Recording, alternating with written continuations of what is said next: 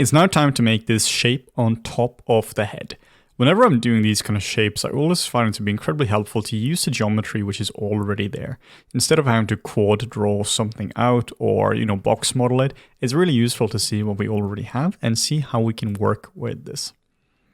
We are going to be selecting these two polygons on the front, and we're going to be selecting this polygon at the back. This is just so we have a range so we know where the selection is actually going to be. And then I'm going to manually select the polygons in between here. I do this using the tab tool. By holding the tab key, we can now paint a selection. You see this is very elegant and it's super nice. So I'm just going to be painting in this range. You can see here that there's a loop going all the way in and there's some nasty topology here, but that's not a problem at all. We are also only selecting one side of it because then we can clean this side up, make this all nice and tidy. Then we can mirror it over and work from there. So once you have selected these polygons, then you can shift right mouse button and go to duplicate faces. And now you have duplicated these faces. This just means that you have the original faces, but we also have these ones. If you have a hard time selecting them, which you might have, you can always go to the outliner and you can go into group and you can see what's going on. It creates a lot of stuff going on here when you do this. Or you can select both of them like this just by dragging and then control dragging over the other model, and now you have it here. We will also select all of them, Shift Alt D to delete history. Then we will hit Shift P to unparent, or you can just middle mouse button drag them out. Then we'll delete all of this. There is no reason at all to have all these nasty groups. So now that we have this strip, we are going to isolate selected, Control 1, or we can click this button up here. And now we are going to do a little cleanup round. You see we have this loop going here. We can just delete this one. Double click to select, Shift right mouse button and go delete. And now we have one loop going all the way over.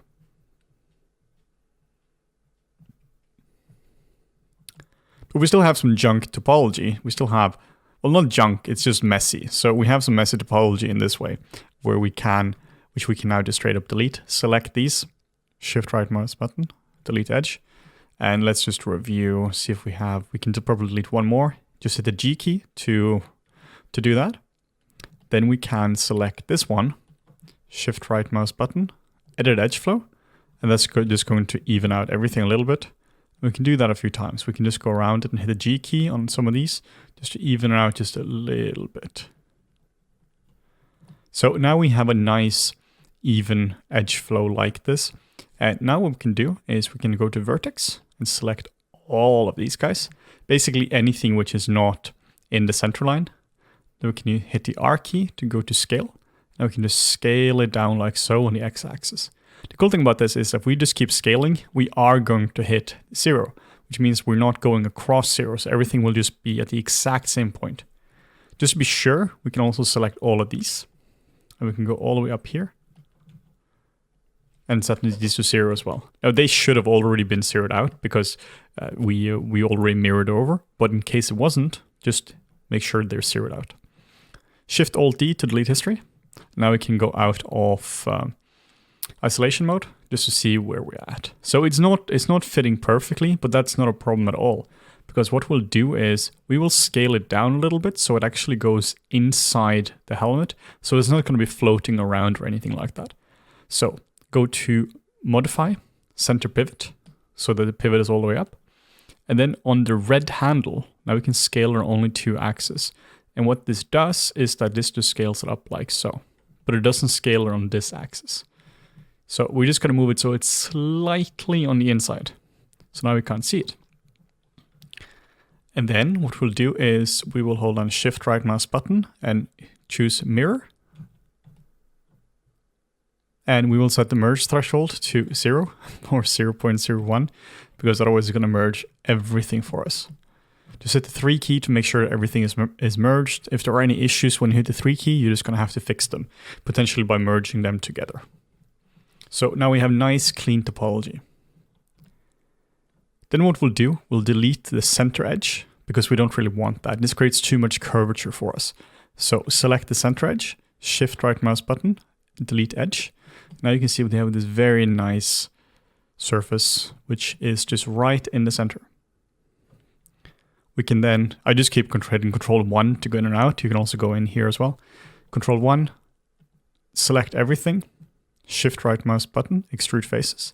And then we can just drag this out like so, or we can choose local translate Z. Then we can do Control 1, just to make sure we go out of this mode. And now the first thing we're going to be doing, we're going to be creating this part of it, just so we have a really nice and clean base. And then from there, we'll extrude this part out as well. So let's just build this out. It really shouldn't be too far out. Something like that. That's really good. And then we can extrude this in a way which means we don't have to add supporting edges to it. And what I mean is that instead of extruding and then adding like a supporting edge like this, we can just extrude it with this in mind. So let me show you what I mean. Shift right mouse button, extrude edge. Now we can extrude it once up like this. Now you see, now we already have a supporting edge. We can do the same thing, hit the G key, and now we can offset, hold down the Control key to really make the offset nice. Just really small increments. Otherwise it's going to be way too big, but holding down the Control key, we get these really nice increments. And then we can hit the G key again, and we can do the same thing. Hit the G key again. That was the F key, sorry. Just make sure that we are actually offsetting. Then we can hit the G key again. And then we can extrude her out a little bit. And again, G key. And now you can just see how we're just extruding out and creating these really nice shapes very quickly. And at this point, I'm not too concerned about if this matches the reference or not. Like now we're more freestyling. I am kind of thinking about it from a design point of view that this curve kind of matches this curve, but it's not hugely important. Then we're going to extrude once more. Just get out like this. And then once more. And then we're just going to get the offset in a little bit. And then we're going to do another offset. Hit the G key, Control to drag here, and then we're just going to extrude this inward as well, and that's where the groom is going to be living. This just makes it a lot easier. Instead of it actually being on top, it's just going to be living inside, so we're hiding the base of the hair. Then we're going to just make sure you hit G again, and then we just extrude in a little bit. And then we can extrude once more by hitting the G key. Hit the G key and extrude down, and hit the G once more, and then we extrude. You could, of course, do this with regular extrusions as well, or regular supporting edges. But now you can see if we go into object mode and we were to hit the 3 key, you can now see that this is really nice. Forgot to do one down here, so we'll just do this by hand. Shift right mouse button, multicut, and delete, and Control and click. And now you can see we have these. Now, as a little heads up, in the last video, multicut didn't work, and that is just fair point to Maya. Sometimes stuff stops working, but the fix was straight up just restart Maya. If this happens, just restart Maya. So now you can see if we hit the 3 key, now you can see we have this really nice shape, which really didn't take a long time to actually make at all. The only thing I would say right now is that it's a bit too narrow, so there isn't really anywhere for the groom to actually sit. We just have to scale this up a little bit, which we can easily do just by scaling it out.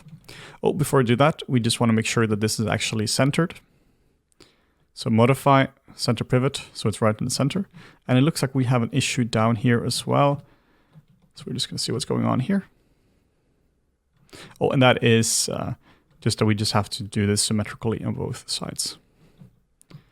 And there we go. Let's just check the other side as well.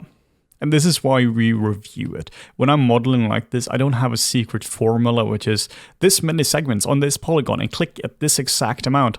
No, my method is block it out, review, and just make sure everything is proper. So now we should have a better, now we can actually scale her up.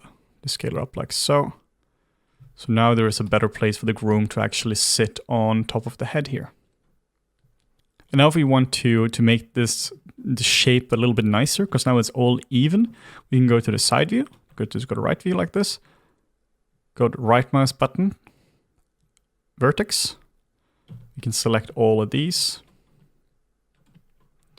And then we can hit the D key to orient it to this edge, and we can just move it up a little bit like so.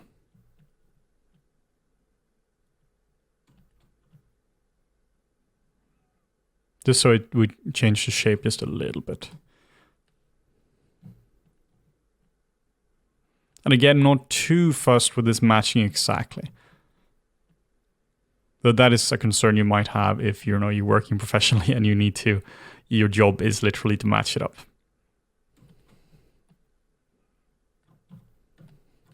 Okay, so we're in a pretty good spot with this. This is a really powerful method when it comes to creating anything, where we base it off what we have instead of starting from scratch. It means that we follow the curvature, and just with a little bit of cleanup, we're going to be in a good spot. Just going to scale down a little bit because I'm seeing that it floats a little bit. So just teeny tiny bit of floating here. So we're just going to go down. And I can also see a little error here as well. This is because we've added the supporting edges.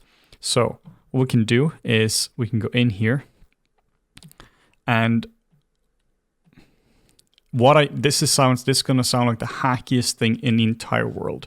But what you can do in a case like this is you can just move it out, but you can also just straight up just take them and just delete the polygons. Not highly recommended in a lot of different cases, if you're doing full-on production modeling. But in a case like this now solves the issue, and we're never ever going to see the inside of the helmet up there. Like, that's literally never going to happen. So you might see some shots like this, but this area we are never in the world going to see. So if something like that happens, you can straight up just delete the polygons. Or what you can do, you can select the topology. Let's hope we selected the right one now. I think we didn't. Select them from this side, and we can just move them down as well. That is a bit cleaner solution, but sometimes when you have bad geometry like this, straight up deleting the polygons is not a terrible solution.